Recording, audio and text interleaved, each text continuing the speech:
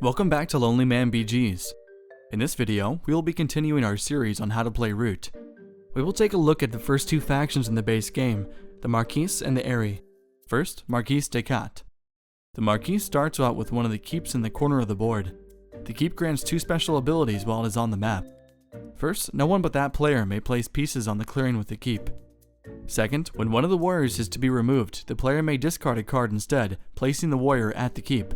This is called the Field Hospital effect. During the birdsong phase, the player will place one wood token at each sawmill.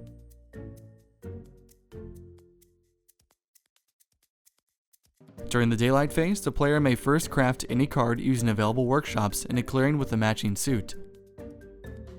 Then, the player may take 3 of the following actions.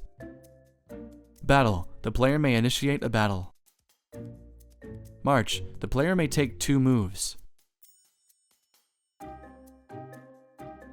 Recruit. The player may place 1 warrior at each recruiter. This action may be taken only once per turn. Build. The player may place 1 building in a clearing that they rule with an open slot by spending wood tokens equal to its cost. The player may spend any wood on the map connected to this clearing by a chain of ruled clearings. When the building is placed, victory points are scored depending on the faction board revelation. Overtime. The player may spend a card to place 1 wood token at 1 sawmill in a clearing matching the card played. This faction also has Hawks for Hire. After taking 3 actions, the player may take any number of additional actions by spending 1 bird card for each action taken. In the evening, the player will draw 1 card per uncover draw bonus. After this, if the player has more than 5 cards in the hand, they will discard down to 5. Next up, we'll take a look at the Eyrie. The Eyrie are a bunch of birds who got their butts kicked, but want to restore their dynasty to its former glory. You can think of the Marquise as a galactic empire, and the Eyrie as the rebel alliance. The Eyrie begin in small corner of the board, opposite to the Marquise. They begin the game with 6 warriors and 1 roost. The Eyrie score based on the number of roosts placed throughout the woodland. The more they place, the more victory points they score at the end of their turn. However, they must follow the decree, which is a list of actions mandated by their leader. A couple of things. The Eyrie are the lords of the forest, which means they rule clearings when they are tied for presence. The Eyrie also have a disdain for trade, so when crafting items they only score 1 victory point. Let's take a look at how the decree works. At the beginning of the game, the players will choose one of 4 leader cards. This card is placed onto the player board. Each of these leaders starts with 2 mandated actions to the royal viziers. This leader mandates a recruit and battle action. Let's say we have the builder as the current leader. Each leader has a special effect. For example, this ruler ignores disdain for trade when crafting. This ruler also mandates 2 actions, recruit and move. The royal vizier card would be placed into the decree below these actions. These 2 actions, along with any other cards placed in the decree, would have to be taken on the player's turn. Let's get started. Birdsong.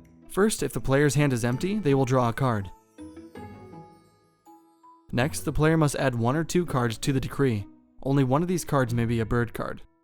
This is the current player's hand. It consists of 1 bird card, 2 bunny cards, and 1 mouse card.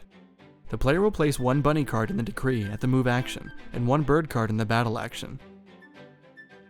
Lastly, during birdsong, if the player has no roost, they will place a roost and 3 warriors in the clearing with the fewest total pieces.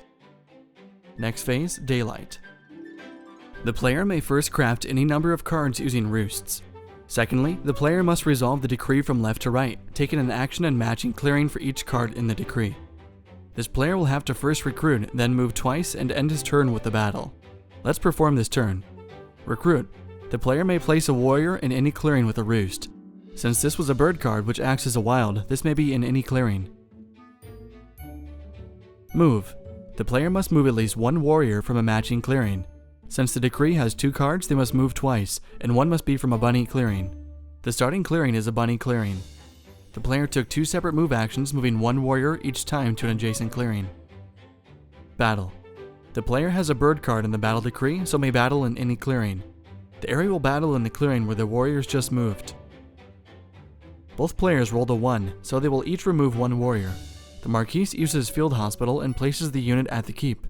The Eyrie places their unit back in storage. A single Eyrie warrior is left in the clearing. The full decree has been performed, but let's take a look at the last action in the decree, which is build. Let's say the player also had a mouse card in the decree at the build action. The player would place a roost in the matching clearing that they rule, with an open slot and no roost. In the evening phase, the player would score VP for however many roosts are empty on the roost track. The player would also draw 1 card for every uncovered draw bonus, then discard down to 5. If a player is unable to take an action from their decree, they immediately go into turmoil. First, they would be humiliated and lose 1 victory point per bird card in the decree, 3 in this case. Second, they purge their decree of all cards except the viziers. The current leader would be deposed and placed face down, and a new leader is chosen from the face-up leaders. In this case, the despot has replaced the builder, and the move and build actions will be filled by the viziers. Finally, the player's daylight phase would end, and they would perform their evening tasks. And that sums up the Marquise and the Eyrie factions. In the next video, we will look at the final 2 factions in the base game.